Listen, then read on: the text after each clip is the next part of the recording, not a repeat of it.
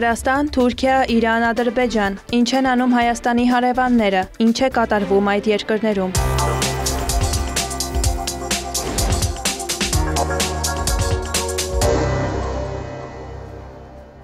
Վրաստանի նախագահ Միխայիլ Կավելաշվիլին համոզմունք է հայտնել, որ Հարավային Կովկասը կարող է դառնալ տարածաշրջանային խաղաղության և կայունության կենտրոն։ Ես շատ գոհ եմ հարևան երկրների ղեկավարների հետ իմ հանդիպումներից։ Հարավային Կովկասը տարածաշրջանում օազիս դառնալու ներուժ ունի։ Կավելաշվիլու խոսքով բոլոր երկրները գիտակցում են, թե որքան կարևոր է Հարավային Կովկասում խաղաղությունը առաջնահերթություն դարձնելը ոչ միայն տարածաշրջանի, այլև միջազգային այլ դերակատարների համար։ Վրաստանի նախագահը նշել է, որ գլխավորը ոչ թե հակամարտությունները շարունակելն է, այլ դեպի ներդրումներ, տնտեսական զարգացում և հարաբերությունների կարգավորում շարժվելը։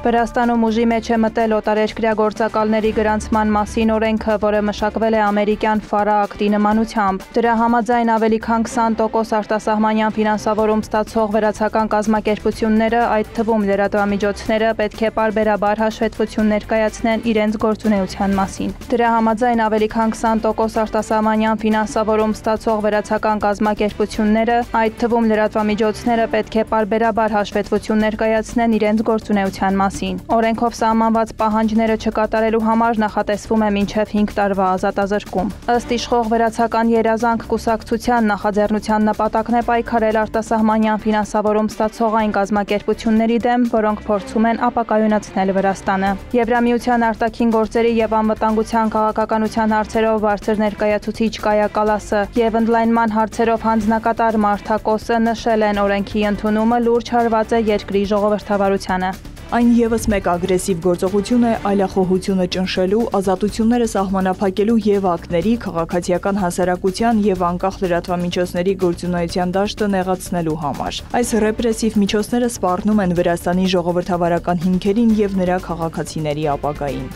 Համատեղ հայտարարության մեջ ԵՄ պաշտոնյաները հայտարարել են գործողությունների նման ընթացքը վտանգում է Եվրամիությանը Վրաստանի անդամակցությունը։ Այդ գործընթացը փաստացի դադարեցվել է։ Բրյուսելը Վրաստանի իշխանություններին կոչ է արել ականջալուր լինել ժողովրդավարության և եվրոպական ապագայի վերաբերյալ երկրի քաղաքացիների հստակ պահանջներին։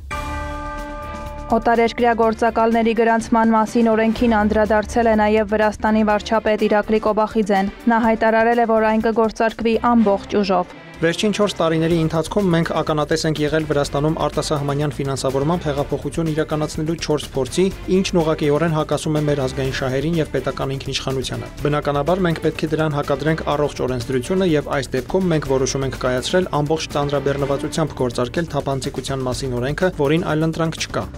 Կոբախիձեի խոսքով, եթե որևէ մեկը ցանկանում է ֆինանսավորել Վրաստանում հեղափոխությունները, ապա դա պետք է անել առնվազն թափանցիկ։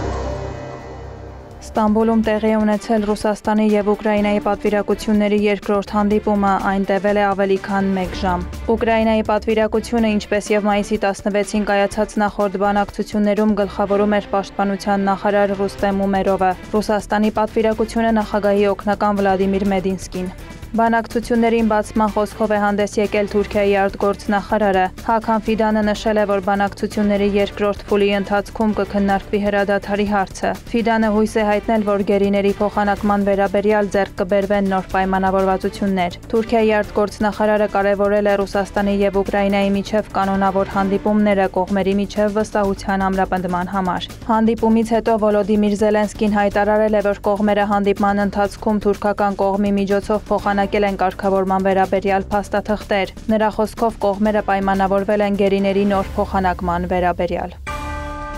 Հեռախոսազրույց են ունեցել Թուրքիայի և Ֆրանսիայի արտգործնախարարները։ Հաքան Ֆիդանը և Ժան-Նոել Բարոն քննարկել են երկկողմ օրակարգի արդիական հարցեր, իրավիճակը Պաղեստինում, Սիրիայում իրադարձությունների զարգացումը, ինչպես նաև Ռուսաստանի և Ուկրաինայի միջև պատերազմի դադարեցմանն ուղղված ջանքերը։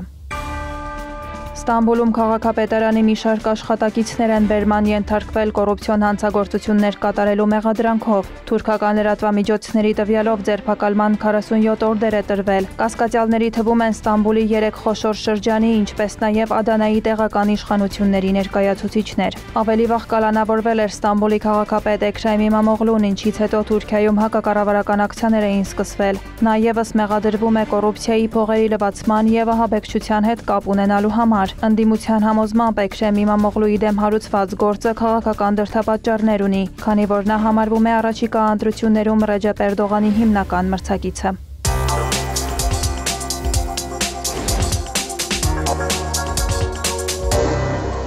Ատոմային էներգիայի միջազգային գործակալությունից հայտարարել են, որ Իրանն ավելացրել է մինչև 60% հարստացված ուրանի պաշարները, հասցնելով 408 կիլոգրամի, ինչը բավարար է 24 փոքր հզորության միջուկային մարտագլխիկի արտադրության համար։ Կազմակերպությունը Թեհրանին կոչ է արել շտապ փոխել աշխատանքների ընթացքը եւ կատարել գործակալության հետաքննության պահանջները։ Պաշտոնական Իրանն այդ մեղադրանքները որակել է անհիմն, նշել դրանք պատրվակ են Թեհրանի վրա քաղաքական ճնշում գործադրելու համար։ Ըստ իրանական կողմի, եթե ատոմային էներգիայի միջազգային գործակալության հետ համագործակցության տրամաբանությունը փորձ արվի օգտագործել միջուկային ծրագրի դեմ, Իսլամական Հանրապետությունը պատասխան միջոցներ կձեռնարկի իր օրինական իրավունքների եւ շահերի պաշտպանության համար։ Իրանի արտգործնախարար Աբբաս Արաղչին եւ Ատոմային էներգիայի միջազգային գործակալության գլխավոր տնօրեն Ռաֆայել Գրոսին հեռախոսազրույց են ունեցել։ Կողմերը քննարկել են վերջին զարգացումները կապված միջուկային ծրագրի շուրջ բանակցությունների եւ պատժամիջոցների վերացման հետ, ինչպես նաեւ անդրադարձել են Իրանի վերաբերյալ գործակալության հրապարակած զեկույցին։ Արաղչին մատնանշել է կազմակերպության հետ Իրանի շարունակական համագործակցությունը, կոչ արել Գրոսին արտացոլել իրականությունը, որպեսզի բանակցությունների մյուս կողմերը հնարավոր չունենան օգտագործելու գործակալության հայտարարությունները Իրանի դեմ։ Արաղչին նաև կոչ է արել կազմակերպության կառավարիչների խորհրդի առաջիկա նիստի ընթացքում նախազգուշացնել քաղաքական դրդապատճառներով ցանկացած գործողության հետևանքների մասին, ընդգծել Իրանը համապատասխան միջոցներ կձեռնարկի եվրոպական կողմերի ցանկացած ոչ իրավաչափ քայլի համար։ Ատոմային էներգիայի միջազգային գործակալության զեկույցի ֆոնին Իրանի արտաքին գործերի նախարար Աբբաս Արաղչին հայտնել է, որ Օմանը Թեհրանին է փոխանցել միջուկային գործարքի վերաբերյալ Միացյալ Նահանգների առաջարկները։ Լրատվամիջոցները նշում են, որ փաստաթղթի համաձայն Վաշինգտոնը Թեհրանին կոչ է անում ամբողջությամբ դադարեցնել ուրանի հարստացումը։ Դրանում նաև առաջարկ կա ԱՄՆ-ի եւ Ատոմային էներգիայի միջազգային գործակալության հովանու ներքո ստեղծելու Իրանի, Սաուդյան Արաբիայի եւ արաբական այլ երկրների մասնակցությամբ տարածաշրջանային կոնսորցիում, խաղաղ նպատակներով միջուկային էներգիայի արտադրության համար։ Իրանի արտաքին քաղաքական գերատեսչության ղեկավարը նշել է, որ կառավարությունը պատրաստում է Թեհրանի պատասխանը Վաշինգտոնի առաջարկներին, Իրանի ժողովրդի շահերին համապատասխան։ Սպիտակ տունը ևս հաստատել է, որ Իրանին է փոխանցվել ամերիկյան առաջարկը։ Սպիտակ տան խոսնակ Քերոլայն Լևիթի խոսքով ԱՄՆ նախագահի հատուկ բանագնաց Սթիվ Ուիթքոֆը ընդունելի առաջարկներ է ուղարկել Իրանի իշխանություններին եւ դրա ընդունումը բխում է Թեհրանի շահերից։ Ադրբեջանում Իրանի նոր դեսպան է նշանակվել, տեղեկացրել է Իրանի արտգործնախարարության մամուլի քարտուղար Էսմայիլ Բաղային, առանց նշելու դիվանագետի անունը։ Նրա խոսքով նորանշանակ դեսպանը շատ փորձառու եւ հայտնի դիվանագետ է, որը մասնագիտացած է Եվրասիայի հարցերում։ Ավելի վաղ լրատվամիջոցները գրել էին, որ նոր դեսպանի նշանակման հետ կապված խնդիրն առաջացել է Ադրբեջանի կառավարության կողմից Թեհրանի առաջարկած թեկնածուին ագրեման չտրամադրելու պատճառով։ Իրանի նախագահի Ադրբեջան կատարած այցից հետո գործընթացն արագացել է։ Բաղային հավելել է, որ դեսպանի անունը պաշտոնապես կհայտնեն այն ժամանակ, երբ գործընթացը ամբողջությամբ ավարտվի։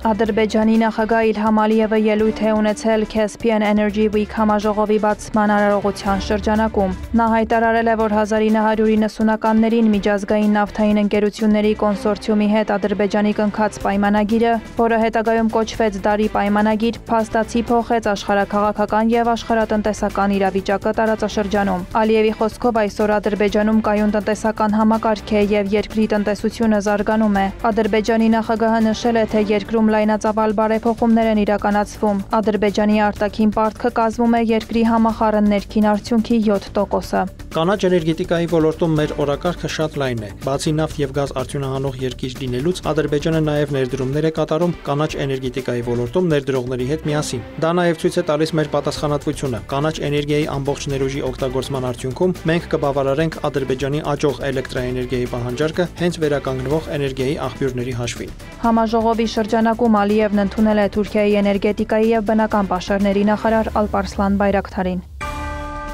Ադրբեջանի եւ Պակիստանի արտգործնախարարները հեռախոսով քննարկել են տնտեսական համագործակցության կազմակերպության առաջիկա գագաթնաժողովի նախապատրաստական աշխատանքների հետ կապված հարցեր։ Ադրբեջանի եւ Պակիստանի արտգործնախարարները հեռախոսով քննարկել են տնտեսական համագործակցության կազմակերպության առաջիկա գագաթնաժողովի նախապատրաստական աշխատանքների հետ կապված հարցեր։ Ջեյհուն Բայրամովը եւ Մոհամեդ Իսհակ Դարը անդրադարձել են համաժողովի մասնակիցների կազմին եւ աշխատանքային մեխանիզմներին, հայտնել են Ադրբեջանի արտգործնախարարությունից։ Իսհակ Դարը շնորհակալություն է հայտնել Բայրամովին ավելի վաղ Ադրբեջան կատարած այցի ժամանակ ցուցաբերած ջերմ ընդունելության համար։ Վարդուհի Հարությունյան, հարևաններ։